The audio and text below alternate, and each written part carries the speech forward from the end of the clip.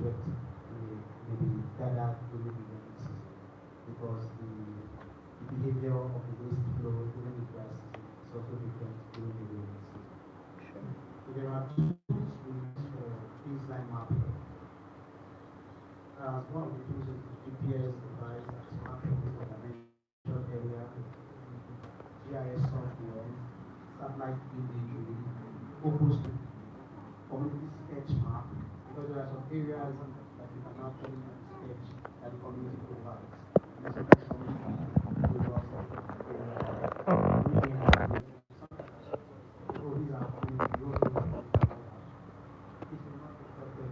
sketch.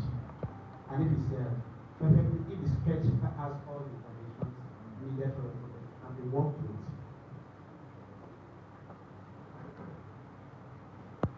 so all these tools turn raw data into clear visuals. You use the satellite imagery and the OpenStreetMap in the GIS, you will have the clear data in the visual.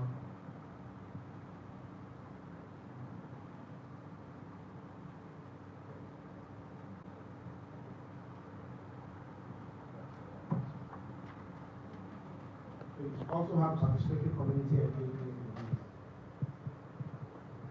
Because information you gather about the community members need to validate.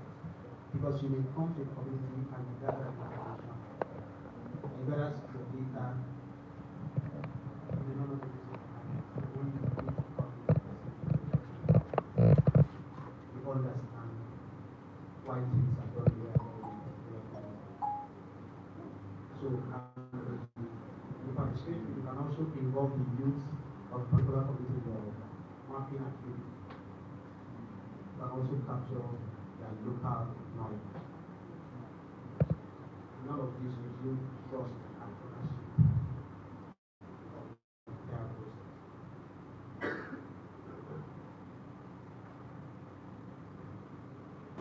Let me talk about the steps in data collection and baseline mapping.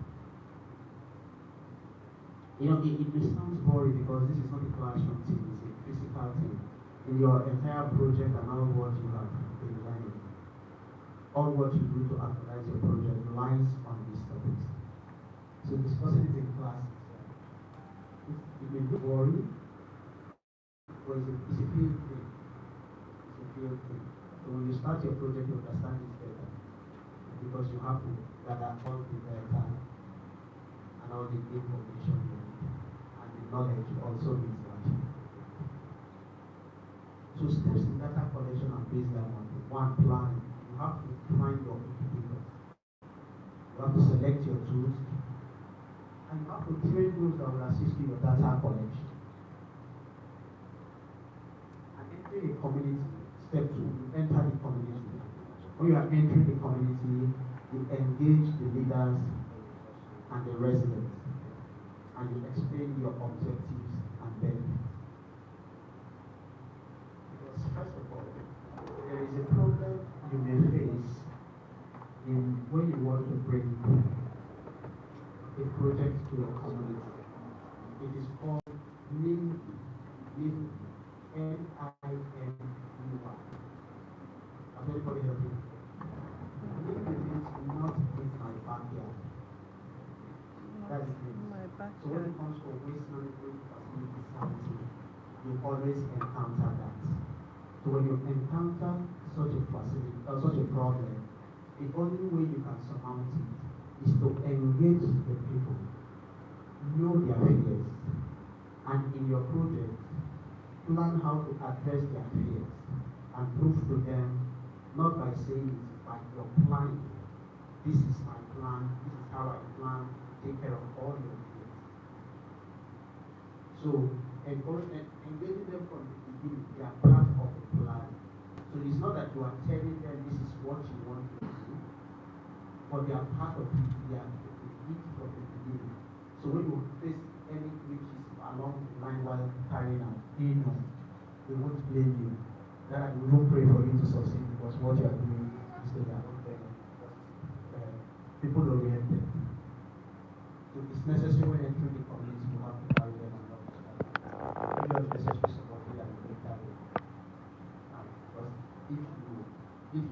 study, the country is not safe. If anything, you will force you taking data in evening hours or night hours. The community are already aware of your coming, of your activities, of what you want to do.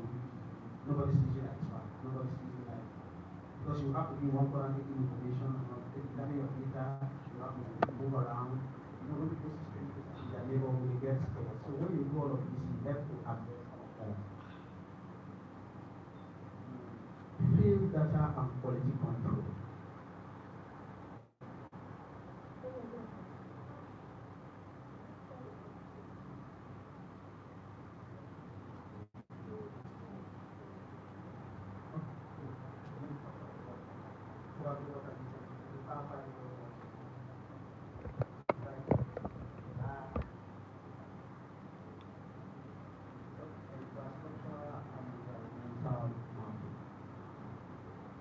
I think what I'm using is plastic waste specific. And what is general. It's general. On general data collection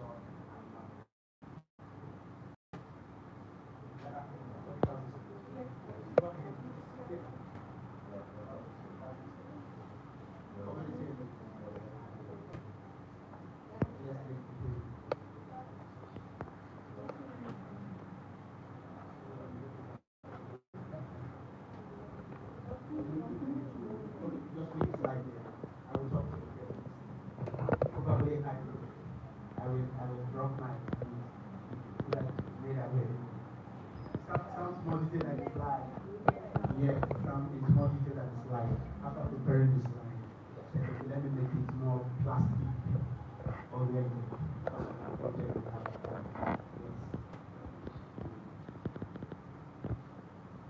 So we're talking of the field data and quality control. Because you have to do the field data involves household survey, market assessment, waste audit, GPS tagging and photos, daily data review and corrections. So when you do all of this, your data will have quality and the outcome will be correct. Like what I said before, that when your methodologies are right, your figures are accepted.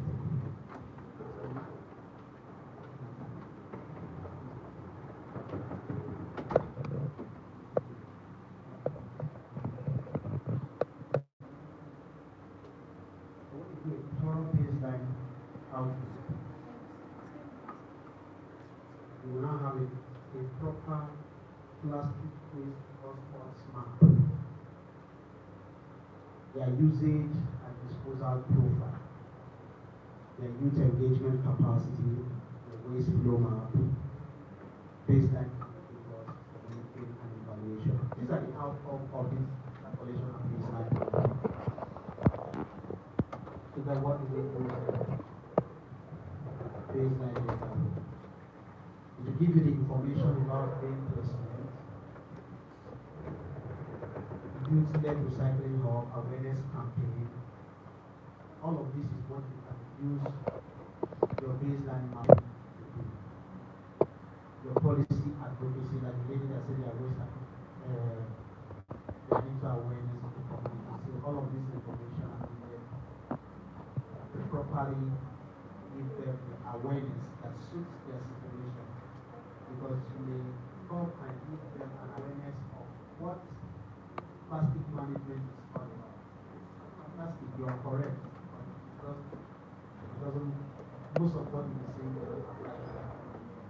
So you relate to what is happening in the community and how you go about it. So the link between data collection and mapping. Data collection provides raw information, while baseline mapping organize and visualize that information. They are independent. Without data collection, there is no baseline. And without a baseline, progress cannot be measured objectively.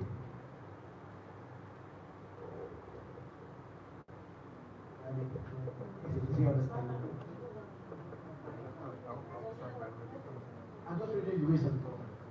Data collection provides the raw information, while baseline mapping organizes and visualizes that information. They are independent. Without data collection, there is no baseline. And without a baseline, progress cannot be measured objectively. Like I said earlier, baseline mapping is just showing the starting point. I always want to use this because we're around together. If that of how those are collected, how those capacity is the capital generation of the household, how many hotels are there and all that. Those are information. But we now visualize it. Starting point. So without data, there is no.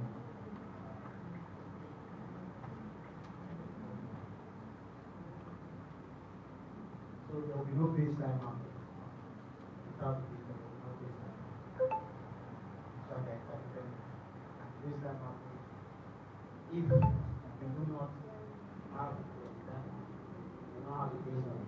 If you have a important things like that, you are working on assumed information, assumed data. Assuming you do all of that, you will not achieve it. It will be good or not, but it's not practical on the ground. Because what you are saying is maybe applicable somewhere else, not your proven point of view. Execution. So anywhere you want to choose as your execution point of the project, you have to gather the information there, do your baseline, and when you're monitoring your project, you should know, oh, we are achieving this between this time frame. This is our achievement, even if you don't achieve it, but you can objectively say that, oh, we plan to achieve 50% by the end of 2026. We succeeded in achieving 70%. We succeeded in achieving 40%. So all of this help you to monitor all of that. Like I said earlier, this is my final statement before we go into the question and answer section. Data collection and baseline mapping are not academic exercises. They are practical tools for effective governance and sustainable plastic waste management. By deploying IT engaged rules, we transform plastic waste management from guesswork to precision and from problems to opportunity. Thank you.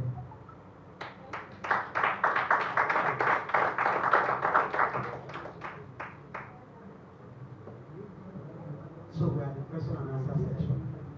So there are your questions will be clarifications.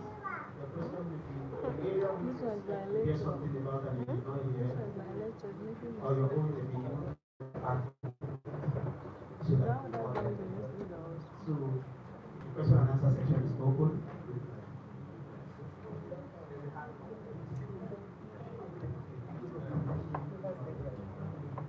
No, it's two spaces.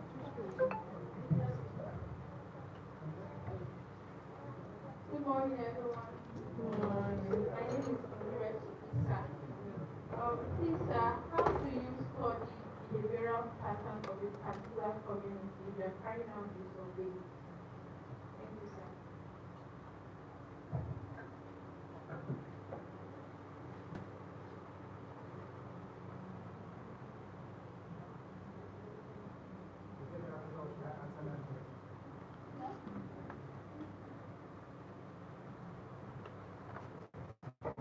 Your question, may I repeat your question so that I understand what you are saying? How to study the behavioral pattern in a particular survey?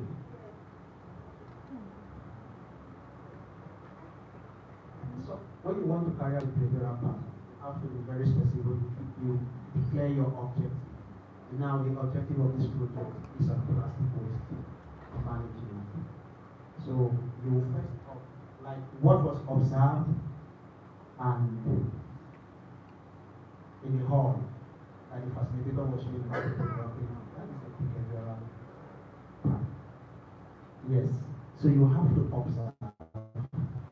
And when you observe, you have to engage in conversation with persons from the target. Like when you see people do things, some persons may not throw away their plastic waste. They will end up putting them together. In your mind, you will think they are doing recycling, but they will be using it to make liquid soap. To containerized liquid soap, they use it to bottle oil, they use it to do any other thing. Those are behavioral patterns. So when you observe, you need to also interact with the persons involved. Or you need to interact, like if you observe it to be a general practice of a particular behavior, so the general practice in a particular community. Such questions need to people from down up. When I mean down up, you need the community leaders to try to understand if there are traditional connotations to what they are doing. So if there is no traditional connotation or traditional belief about their practice, you can now step down to individual questioning on the approval of the community leaders so that you can get citizens' cooperation. Because they may not cooperate with you, but if the information is coming from their leaders, the community leaders, they will interact with you and give you all the information you need. Do I clearly answer your question? Any other question? Yeah.